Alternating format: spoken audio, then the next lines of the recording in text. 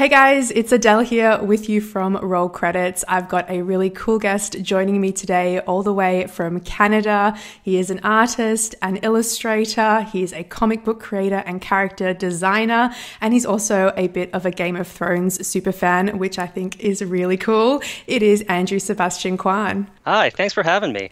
Thanks for being here. I am really excited that we can sit down and just chat a little bit about movies because I know you're a bit of a movie fan, so I love that. Yeah, a little bit. Just a little bit, just a little bit. I actually want to get started before jumping into your background. I want to let you know how I first came across your work, actually. So Here's the story. So I was looking for some inspiration to decorate my office space, this actual office, and I came across a poster series that you designed where it was you took like really cult classics, just all the cool pop movies, and you had paired them back in this minimalistic poster design. And I just thought it was really, really cool. I loved the whole series. I could already pick out 8 in my mind, and I thought it would look really great as a feature on a wall, all lovely framed and printed out. I'll definitely flash up some images on the screen so our audience can see what I'm talking about. But I really loved that series. It was really cool. Thank you. Yeah, that's a series that kind of blew up in a way where I had no idea it was going to catch on so much, because it was actually something, because I consider myself more an illustrator than anything else. And this series actually came about where throughout, because I almost did a movie poster every day for the year of 2017. And I did that because that entire year I was actually working on a graphic novel, and that was like a full-time job. And I realized that, I'm not allowed to post any of the drawings that I'm doing. So for Instagram, I couldn't post any of the work I was doing. So I needed to figure out a way for my followers to know that I'm still alive and doing stuff. And I thought this was kind of like a really cool kind of experimental thing to do on the side. And then it just kind of caught on. And I was really stunned with how many people really enjoyed them. So fantastic. Well, I think it's also awesome because you've taken images that aren't always necessarily associated with the film. So you've taken, sometimes they're a little bit more obscure, which is just really fun. So yeah, but to see them all together, it's really cool. So how many did you end up doing in total? I think initially when I started the series, I only had about maybe 10 that I actually wanted to do in mind. And then the main place I was posting them was on Tumblr, and then more and more people started following them and messaging me, and I just suddenly said, you know what, I'm just going to open them up to requests. And then I ended up doing them every day, and I thought maybe I can reach 300. I'm not sure how many that is or how many days are left in the year, but I thought 300 would be a good number. And I don't know if I got to 300, but I definitely got close. I love that you did so many that you don't even know how many there are in total. Yeah. That's when you know you've done a lot. Yeah, because I had to think, I'm like, man, have I even seen 300 movies? Have you seen every one of those movies that you've done posters for? I have, yeah. Because I definitely, when I opened them up to request, anybody could send me a movie to request, but I could only do the ones where I saw. And thankfully, just going back and looking, I end up watching a really wide range of different types of movies, which I'm pretty happy with. And I think everybody should go and watch all these types of movies. You just reminded me that I think that it was on the Tumblr that I found you. So yeah, scrolling through the page and the sheer volume of posters, and like I said, just going through them and being like, I love that one, and really, really cool. And I definitely tried to, the order I was posting them, I did a lot of bigger movies, and I definitely thought that I should post an obscure movie in between, so people who see them might be introduced to movies they haven't seen yet. So I do Lord of the Rings, Avengers, The Dark Knight, and then I'll throw in Amelie or something, and then people are looking oh, what's this movie? Yeah, very good. And hopefully some people have found movies that they never seen before and end up loving through these posters. Yeah, I love that. That's definitely a similar philosophy that I have when I bring my movie reviews as well. I love the big action blockbusters, but as well, I like those indie gems, hard to Yeah, find, more obscure movies. And so I find for every big movie that I talk about, I always like to try and throw in a smaller movie or a foreign movie as well. So that's yeah, really for cool. sure. Anyway, Awesome. let's take it back. Let's go back a little bit. I'd love to hear about how you got into this line of work in the first place. So what is your background, and how did you get into illustration? So my background is illustration. More specifically, I studied sequential art, which is a really fancy term for comic art. And I'm kind of like one of those kids where every kid kind of draws when they're little, and I just kind of never stopped. And throughout high school, I got into comics really late during high school, and I thought, well, this is really cool. Actually, like people can make a living drawing superheroes and stuff. And I thought, well, maybe I'll just kind of pursue that. And I was just actually really interested in storytelling. I wasn't aware that was what was happening, but I just really loved the kind of that visual communication. Very cool, very cool. And what kind of projects are you working on at the moment, or have you been working on recently? So at the moment, I am working on my own comic series called Gel. It's a kind of a post-apocalyptic sci-fi adventure. It's a very kind of manga take on the genre, kind of like a mix of if Hayao Miyazaki did a combination of Mad Max meets Lord of the Rings, and it's just kind of full of like crazy action, monsters, aliens, and just kind of also pairing it back and telling this really kind of human story about this girl surviving in a wasteland. Kind of like I kind of describe this main character whose name is Sarah.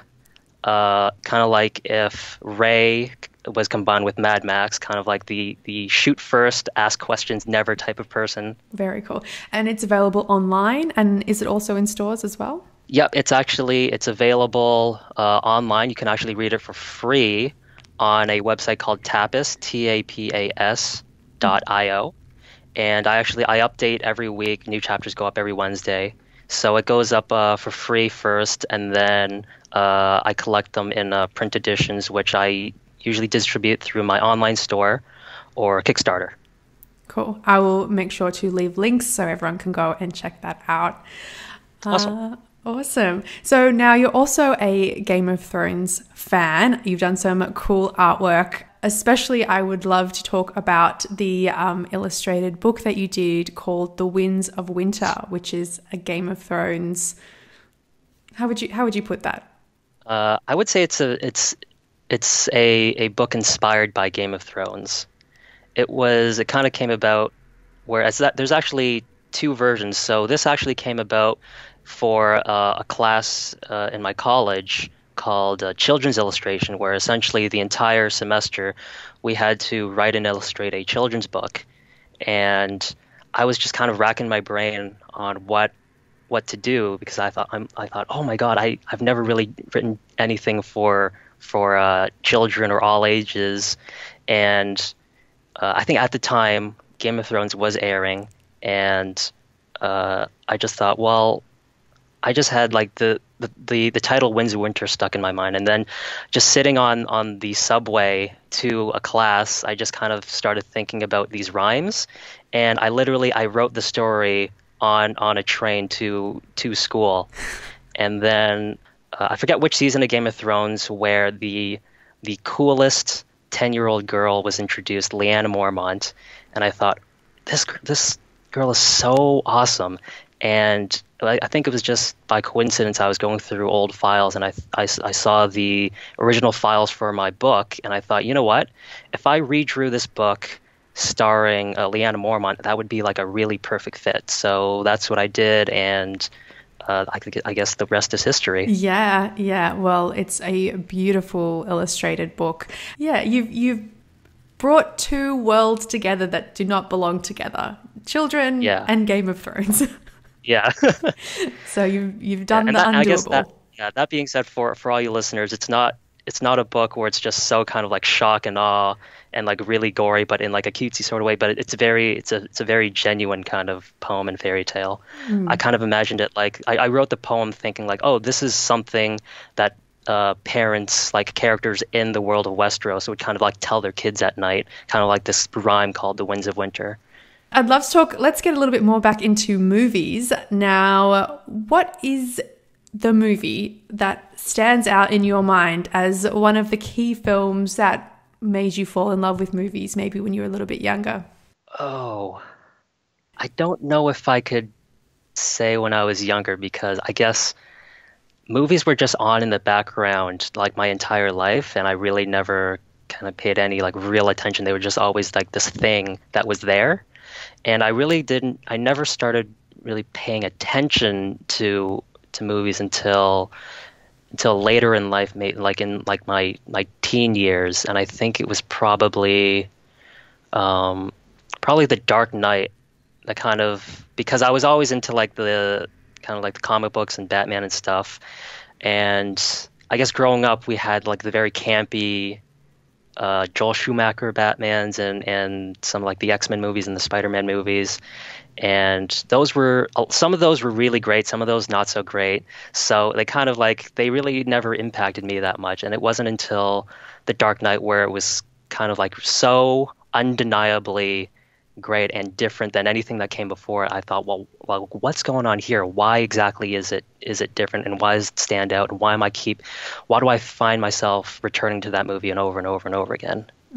Oh, that's a brilliant one. That is also probably a standout for me as well. That really made me pay attention to superhero movies because I myself didn't quite. I haven't got a big background in the comic book world, and that was one of the first movies that really made me pay attention to the superhero genre and get really interested. Just because it's so different. Yeah. Yeah. Yeah. It was definitely. It's yeah. I guess growing up. So many of the kind of like the pop culture superhero genre, so many of those things I was introduced to through adaptations, like TV series and movies and stuff. I never really found myself looking at any of the original material until having seen Batman Begins and The Dark Knight and really getting into that and seeing, okay, so where exactly did this come from? I totally agree. And you've done some cool artwork, Batman themed artwork as well, haven't you? I think I've done a few. Yeah. Yeah. I think the two of my personal favorites are, there's this one where I did a Mad Max meets Batman type piece where I keep going to Mad Max. It's just so great. And I had really fun kind of exploring what the Batmobile would look like if it was kind of just torn apart and put back together in a Mad Max style, and doing like Joker, like one of Immortan Joe's War Boys. I thought that worked perfectly. And another piece I really liked was like this very minimalist graphic design style poster for The Dark Knight. I called it Christopher Nolan's Seven Psychopaths, in reference to another movie, and kind of doing a very minimalist style for each villain in the Christopher Nolan trilogy, and the seventh psychopath being Batman himself. Ooh, twist. Yeah, plot twist. I've got a question that I love to finish up with. If you could hang out with any movie character who is alive or maybe has died an on-screen death, who would you like to hang out with? So I think this was a pretty easy question for me to answer right now. If you asked me like a year ago, it would be a little bit more difficult. But after having seen Star Wars: The Last Jedi, I would definitely have to say Master Yoda. Because like specifically, it has to be the puppet Yoda, because he's just so full of like crazy wisdom and so full of humor. And I just want to spend like the rest of my days hanging out with that little guy. That's a fantastic answer. I love that. I was not expecting that answer. But then actually, now that I think about it and knowing your interests, maybe that is the best answer. the Yeah, perfect because answer. I think, he shows up in Empire and Return of the Jedi, and he's like definitely like the Yoda so many people have grown up knowing. But I guess for me, having been the generation that grew up with the prequels and Yoda being there fully CGI and just kind of how he's written in his dialogue and his demeanor is very different from the original. And then seeing The Last Jedi and being reminded of how Yoda used to be in the original trilogy, I'm like, oh my God, this is so fantastic. And I completely forgot that this is what Yoda used to be, kind of like just the pure, unadulterated, like crazy little frog creature that was living in that swamp. And I thought he was just so fun. So fun. Crazy little frog creature. That is a quote. So did you like what they did with Yoda in The Last Jedi? You were a fan? Yeah, I loved it because he was definitely something where literally everything that he said was just so full of wisdom that you can keep going back and just finding different meanings, like depending on where you are in your life. And it just everything was just pure truth from that character in that movie. Great answer. I love that so much. Yeah. Awesome. Well, thank you, Andrew, so much for chatting with me today. I thought that was really fun. Just sitting down, talk some movies, talk a little bit about the artwork and stuff that you've created because I absolutely love it. Where can people find more from you?